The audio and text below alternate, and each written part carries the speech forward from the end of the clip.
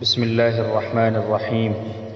حضرت شاہ عبدالعزیز دہلوی رحمۃ اللہ علیہ کے زمانے میں ایک ہندو پنڈت نے ایک اعلان کیا کہ ہندو مذہب سچا مذہب ہے اور اسلام جھوٹا مذہب ہے، اور دلیل اس نے یہ پیش کی کہ ہمارا فلاں مندر جو 2000 سال سے بنا ہوا ہے آج تک بالکل صحیح سالم ہے، اس کی دیواریں، کھڑکیاں، دروازے غرض سب کچھ ویسے کا ویسے آج تک اپنی اصلی حالت میں موجود ہیں، جبکہ مسلمانوں کی مساجد ایک سال بھی نہیں گزرتا کہ رنگ و روغن، در و دیوار، دروازے، کھڑکیاں سب کچھ خراب ہونا شروع ہو جاتے ہیں۔ لہذا یہ اس بات کی دلیل ہے کہ اسلام مٹنے والا ہے اور ہندو مت باقی رہنے والا ہے۔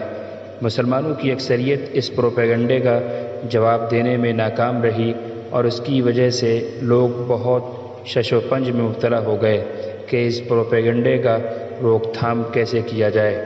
ایسے میں حضرت شاہ عبدالعزیز دہلوی رحمۃ اللہ علیہ آگے آئے اور انہوں نے اعلان کیا کہ اس کا جواب میں دوں گا۔ پنڈت نے کہا، کیا جواب ہے؟ حضرت نے کہا کہ ایسے نہیں، اسی مندر کے دروازے پر جواب دوں گا۔ مقررہ وقت پر مسلمان اور ہندو سب جمع ہو گئے کہ دیکھیے کیا جواب دیتے ہیں۔ حضرت صاحب مندر کے دروازے پر کھڑے ہو گئے اور قرآن کی آیت، اگر اللہ تعالیٰ اس قرآن پاک کو پہاڑ پر بھی نازل کر دیتے تو وہ پہاڑ بھی اللہ تعالیٰ کے جلال سے ڈر کر ٹکڑے ٹکڑے ہو جاتا۔ آپ آیت پڑھتے جاتے اور مندر کے در و دیوار، دروازوں کی طرف انگلی سے اشارہ کرتے جاتے۔